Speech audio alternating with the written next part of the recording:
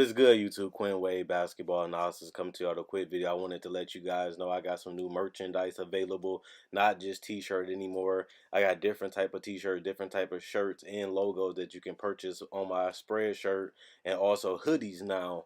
We have expanded and added more to the channel and more merchandise for the brand. Thanks for supporting. It will be in the description and the links will be in the comment section below. Thanks for helping me and supporting the movement. Quinn Wade Basketball Analysis. I'm going to check out the video. What is good, YouTube? Quinn Wade Basketball Analysis coming to you with another video. The awards are basically over. If you haven't watched the other videos, they will be in a playlist. It comes with my playoff predictions. It comes with my season preview for each team, who I think will win the other awards outside of Coach of the Year, which is this video. So binge watch and eat that up. As this is probably the last one, then I'm gonna go focus on other things. I even did my top 10 and top 5 players at every position. So if you're new to the channel, check that out. First, we're gonna start off from bottom. So 5 all the way to number 1. I think the 5th is Alvin Gentry. If I had to vote for a coach that has a chance to really do something special and really surprise a lot of people, plus win a lot of games, I think people think the Pelicans are good. They think that they can make it to the playoffs, but we don't know how good they really are. And when you watch in preseason, they running some good stuff. The pieces fit a lot better than what we thought, because we thought that they didn't have enough shooting, they don't have enough scoring. And, you know, how is Drew Holiday and Lonzo Ball going to mesh, since Lonzo Ball isn't the shooter, he isn't the scorer, and then how would they mesh as a backcourt? Then you had the Brandon Ingram factor. Is he going to be healthy? Is he going to be able to fit? He can't shoot threes. He can't shoot free throws. How is that going to mesh with you have a guy like Zion out there with a center that can't really shoot that much? So they had a lot of questions, and they're answering a lot of them in the preseason. They got to figure something out, because the West is a bloodbath, and if you literally want to have a chance to make it to the playoffs in the West, you need talent, but you need to find a way to put it together.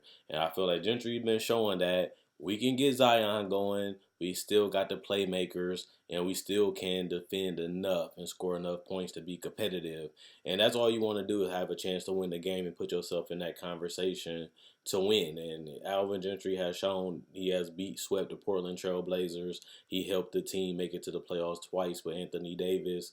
And, you know, I think that this team fits what they are trying to do, getting up and down the court, trying to get quick access to the rim, get some spot up threes, and get some pick and roll going. And I think Alvin Gentry will figure it out. But I also said that before the preseason even started. And they look a lot better. I know it's preseason. I know people ain't playing their starters. I know people been injured. But you want to build that confidence from day one. You want to instill that confidence from day one. And at the end of the day, he's doing that right now. I know the Pelicans isn't the best team in the West, but you never know, a trade or injury might happen, and they might have a chance to sneak up into that top 6 or sixth, seventh, or eighth spots. So as long as you're in that argument, in that conversation, you warrant a chance to win Coach of the Year, especially when you go from a team that didn't even make it to the playoffs last year, and they had Anthony Davis, to a team that makes it to the playoffs this year. That just gives you even more chances of winning this award. And like I said, we don't know the ceiling of this team, and David Griffin has proven that he's willing to make the trades and acquire different type of talent to make a move to make it to the playoffs or make the team better. So he done that all off season. He had good free agent signings. So I think that they're going to be in an argument for a team that improves a lot, and he's going to get a lot of credit. And that's why I got Alvin Gentry number 5. Number 4, I got Frank Vogel. And the only reason why I got Frank Vogel is the Lakers missed the playoffs last year. They get Anthony Davis. Frank Vogel had the number 1 defense in the NBA at one point in Indiana. You get one of the best two-way players in the world, Anthony Davis. You got JaVale McGee. You got Dwight Howard. So you got the guys that can protect the rim. You got the guys that can switch and guard multiple positions and even rotate. You have the shot blockers. You have some decent perimeter players. And on top of that, we really don't know how great the Lakers is going to be. And I think that that's like a big mystery too. How great is this Laker team going to be? Is they going to be one of the best offensive teams? Is they going to be middle of the road? Can he actually get the guys to play great defense? Because we know he has the system, and styles that can really translate. But will the teammates and his players buy in? Do they really want to play for Vogel? Is they gonna give their maximum effort from Vogel? Can he really get them to be an elite team on both sides of the court? And if he can, that's gonna give them a chance to win a lot of games, and that's how you win this award.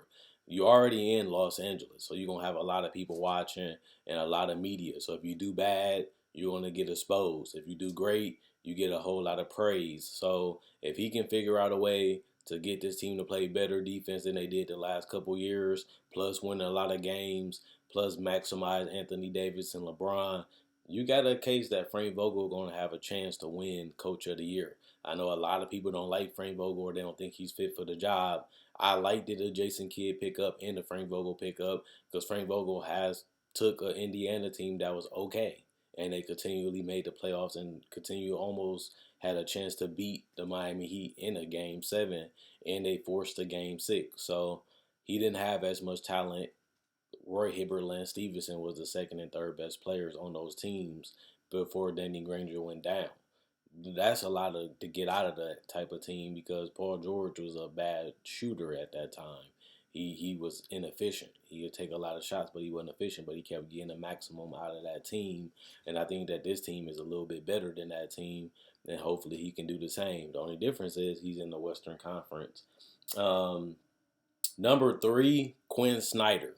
I think that you definitely gotta have him in the conversation because a lot of people think that the Utah Jazz is gonna have a spectacular season. They're gonna be one of the threats to win the West. They're gonna be one of the contenders in the West, and it's because they added Mike Conley and Bojan Bogdanovic, and I actually agree with a lot of that because I have the Utah Jazz finishing top 3 in the West, but I also can see a world where they finish number 1 just because they have been the number 1 defense in the Western Conference for years.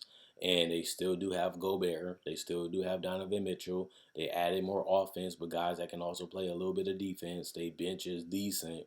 And if they can still play great defense, have significantly improved offense, which a lot of us think they will, that means you should be able to win a lot more games than you did last year. And if they can finish number 1, I don't see how Quinn Snyder can't win Coach of the Year. I think he's going to definitely be in that argument and definitely have that chance. And if he does do those things, he's going to win it. Doc Rivers, I think he has a better chance than Quinn Snyder just because he has the better team. And they had a team that won 48 games. He got the maximum out of that team, and he was able to turn a lot of that talent into wins, no matter if it was with Tobias or without. And I think that with this team, he has a significantly more higher ceiling, significantly better defensive players, and significantly better depth.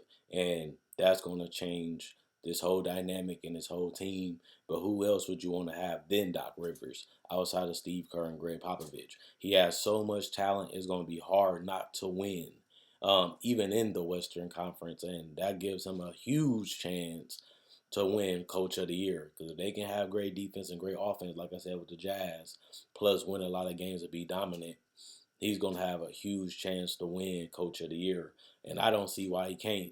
Only thing that can stop him is injuries. And if injuries do stop him from winning a lot of games, that's going to be his demise of winning the award. But number 1, I got Brett Brown. And I know a lot of you guys, oh, Brett Brown, he should have got fired. He's not as good of a coach. But when you look at Philly, they never was a 60-win team. And when you look at the talent on his roster, you look at the fact that Mike Budenholzer won Coach of the Year last year because he changed the culture, he changed his play style, he changed everything about the Bucks, and it allowed him to get Coach of the Year because they were the only team to win 60 games last year. But when you look at this Philadelphia team, they have a chance to be a great defensive team. They have a chance to be a great offensive team. Plus, if they win 60 games, it's easier because they're in the East. That's the biggest difference between Doc Rivers and Quinn Snyder's and Alvin Gentry and Frank Vogel. They play in the West. So they have a higher chance of losing a lot of those games because they're going against a better quantity of teams because it's really not too many bad teams in the West, which means you can lose to more of those teams. And Philly, you have a lot of teams that's mediocre and bad at the middle and the bottom of the team. I mean, in the middle and the bottom in the NBA Eastern Conference, which means you have a better chance of beating up those teams and winning those games because they're worse and they don't have enough talent or even good coaching. That's the advantage that Brett Brown has. Is that Mike Budenholzer was surprised us. It's going to be hard for him to get the award again. But Brett Brown can have a great defense, a great offense, and he can have the best defense in the entire NBA because he has the talent to do it.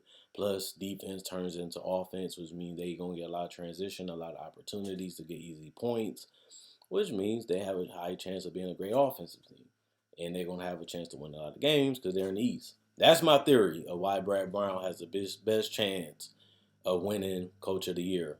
Great team, great offense, great defense, and the fact that they play in the Eastern Conference. That's why I have them over the other coaches.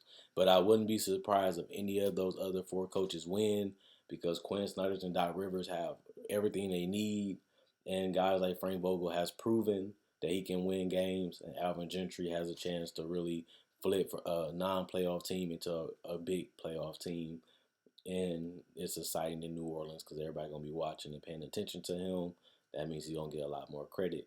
So to me, I'm going with Brett Brown just because he has the advantage of being in the Eastern Conference, and nobody's gonna be surprised by the Bucks because they were so great last year. So I think that works as a disadvantage for Mike Budenholzer. But let me know who your top 5 coaches are. Let me know who you think gonna win Coach of the Year, and let me know if I missed somebody, I'm sleeping on somebody, or I just need to be awake a little bit more to find somebody else that could have won this award. But if you disagree, let me know why. I read every comment. Thanks for the support. Thanks for watching. And now we might as well continue the rest of the series as the season is about to start. I only got a couple more videos to make, and then I'm going to cover the NBA daily like I did last year. I make a video every day, so don't forget about that. And I do read every comment, and I do love the fact that you guys continue to watch, continue to support, and show appreciation by just doing the small things to help this channel grow and to help this channel stay on top. Thanks for the support. Thanks for the love. Quinn Wade, Basketball Analysis. I'm gone. Like this video, check out my older videos on my channel. I have many playlists. I break down rookies, I break down players, I break down summer league. I do cover the draft, and I got a mock draft up already. Not only that, I do podcasts, and I also talk about the game of basketball, whether it comes to summer league, free agency, trade deadline, buyouts, and also I cover top 10 discussions and stuff like that. So you like this type of video, you like the NBA, check out my older videos and my playlists. I enjoy making these videos. You guys enjoy watching.